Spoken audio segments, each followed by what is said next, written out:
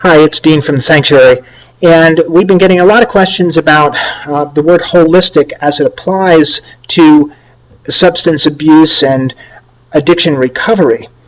So, first thing I'd like to just say and get out, a lot of times people have the perception if we're going holistic, more of this Eastern medicine route, that we're giving up some kind of therapeutic component. And here at the Sanctuary, that's not true.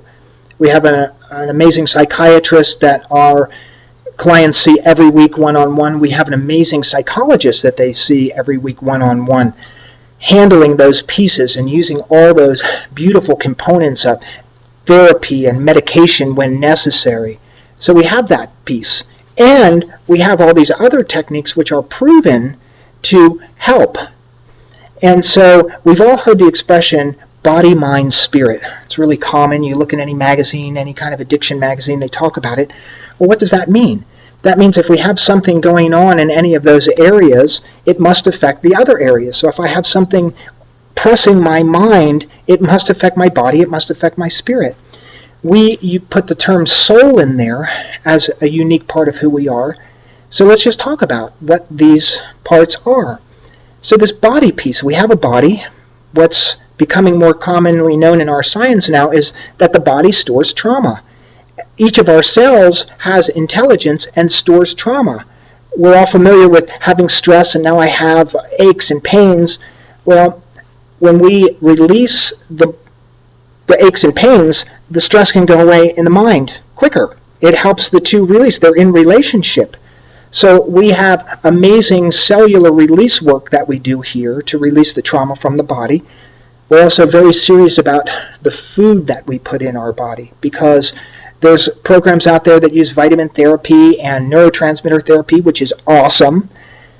But the food is the primary thing that we're putting in our body, and it affects how we feel. So we have supplements that are this big, and then we have our dinner plate, which is this big.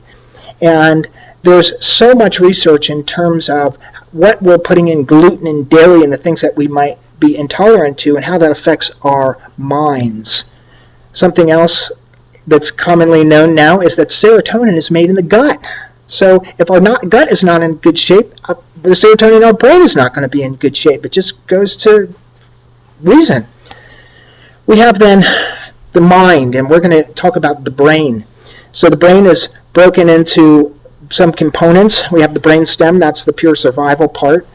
We have the limbic brain, which is our brain of emotion. This is the brain where our trauma is stored, where our fight or flight is stored, where our false beliefs about ourselves are stored.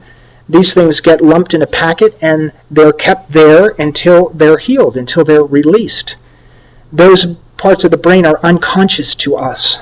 Then we have the conscious part of the brain. That's what we're using to have this conversation right now. We're all aware of where we are and we're having this dialogue.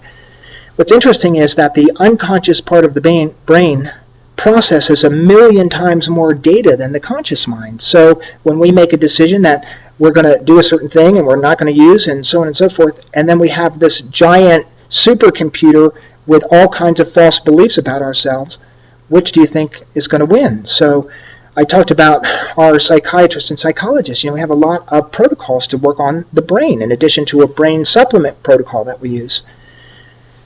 Then we have the soul. And so while the body and the brain are more tangible to us, we have this thing that's the soul. And when I think of the soul, and we were sharing about the soul, we think about that authentic part of ourselves. And that part of ourselves that is thirsty for connection and meaning and purpose and our own personal truth. Many of us have heard of the hole in the soul. Well, when we're trying to fill the hole in the soul with something that the soul can't grasp, it's meaningless. So we have, the soul is very ceremonial, so we have a lot of ways of interfacing directly with the soul and healing the soul. Then we have the spirit part, or we talk about energy. And it's now commonly known in science that the human body has an energy system, and that energy system influences our body much like back in science class when we take magnet filings and put them on a piece of glass and put a magnet underneath there, and the iron filings all just form a pattern. Well, that's how our energy body is affecting our physical body. So our program is steeped with energy work to help clear this energy body, because when we have a healthy energy system, we have a healthier body and mind. So for us, for a program to be holistic, we believe that you must have certain specific aspects to address the body, specific aspects to address the mind, specific aspects to address the soul, and specific aspects to address the energy system. And when we lump those all together and put them together in a very systematic way, our chances of getting better, feeling better, and staying better are dramatically improved. So thanks for listening, and we'll see you next time.